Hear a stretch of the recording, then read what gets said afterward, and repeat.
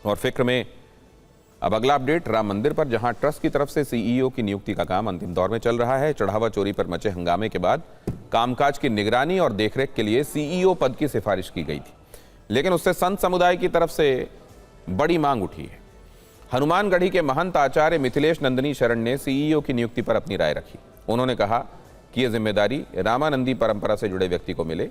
मंदिर और आश्रम की परंपराओं की समझ रखने वाला व्यक्ति ही सीईओ बने। आचार्य के मुताबिक मंदिरों को मूल रूप से सीईओ के माध्यम से नहीं चलाया जाना चाहिए, बल्कि भगवान के प्रति निष्ठावान लोगों के पास ही ये व्यवस्था और अधिकार होने चाहिए। इसीलिए यह पद ऐसे व्यक्ति को मिले जिसका जीवन मठ, मंदिर और आश्रम की परंपराओं में बीता हो, जो धार्मिक परंपराओं, पूजा पद्धति और मंदिर व्यवस्था की गहरी जानकारी रखता हो। ट्रस्ट के सीईओ को लेकर संत समाज से प्रशासनिक दक्षता के साथ धार्मिक समझ को भी जरूरी बताया गया है।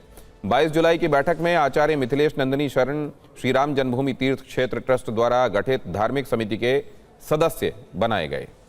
इधर दिल्ली में चढ़ावा चोरी के खिलाफ साधु संत, महंत और महामंडलेश्वर ने शांतिपूर्ण प्रदर्शन किया। प्रदर्शन में किन्नर अखाड़ा भी शामिल हुआ। संतों ने चढ़ावा चोरी की जांच सीबीआई को सौंपने की मांग की।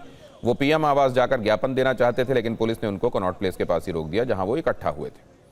वहीं विपक्ष, खासकर समाजवादी पार्टी, राम मंदिर चढ़ावा चोरी के मामले में संसद में चर्चा चाहती है। अखिलेश यादव सरकार पर इसके लिए लगातार दबाव बना रहे हैं और सवाल भी पूछ रहे हैं।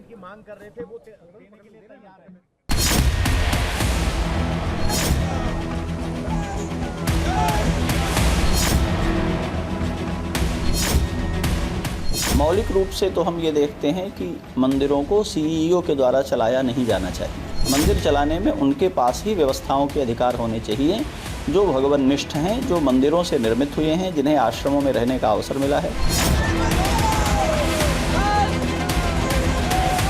हमारी मांग है कि चंदा चोरों की जो सीबीआई जांच की जाए और कड़ी से कड़ी कार्रवाई की जाए इन पर। जैसे जन्माष्टमी तक इसकी कड़क जांच नहीं होती है, सीबीआई की जांच नहीं होती है, तो संत समाज चंदा चोरों से आस्था बचाओ यात्रा ये हम चित्रकूट से अयोध्या तक निकालेंगे, जिसमें 10,000 से 15,000 साधु संत रहेंगे। हम प्रधानमंत्री को जगाने आए हैं कि राम मंदिर का भूमि पूजन आपने किया, प्राण प्रतिष्ठा आपने किया, ध्वजों की स्थापना किया, चंदा चोरी पर चुप क्यों? अब राज्य सरकार से बड़ी मछलियां पकड़ी नहीं जा रही है, तो सीबीआई जांच हो, उन पर देशद्रोह का मुकदमा दर्ज हो, एनएसए लगे, तब तक जेल में रहे जब तक सजा न हो जाए। राम मंदिर के सीईओ पद के लिए अब रामानंदी परंपरा से जुड़े व्यक्ति की मांग उठ रही है। रामानंदी परंपरा का संबंध संत रामानंद से है, जिन्हें उत्तर भारत में राम भक्ति की धारा को व्यापक बनाने वाले प्रमुख संतों में गिना जाता है। मध्यकाल में जब समाज में जाति और ऊंच नीच की दीवारें मजबूत थीं, तब रामानंद ने भक्ति के रास्ते को अलग अलग सामाजिक वर्गों के लिए खोलने पर जोर दिया। इसी वजह से रामानंदी परंपरा में भगवान के प्रति व्यक्तिगत भक्ति, समर्पण और सामाजिक भेदभाव से ऊपर उठने की भावना को खास महत्व दिया जाता है। अयोध्या में इस परंपरा की जड़ें काफ़ी गहरी हैं। यहाँ के कई मठ मंदिर रामानंदी परंपरा से जुड़े हैं और राम, सीता, लक्ष्मण और हनुमान की आराधना में इसकी धार्मिक परंपराओं का प्रभाव दिखाई देता है। यही वजह है कि राम मंदिर के मामले में भी रामानंदी परंपरा का सवाल महत्वपूर्ण हो जाता है।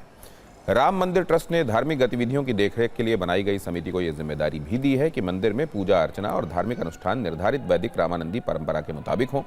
ऐसे में संतों का तर्क है कि मंदिर का प्रशासन संभालने वाले सीईओ को भी इस धार्मिक परंपरा और मंदिर की मर्यादाओं की गहरी समझ होनी चाहिए।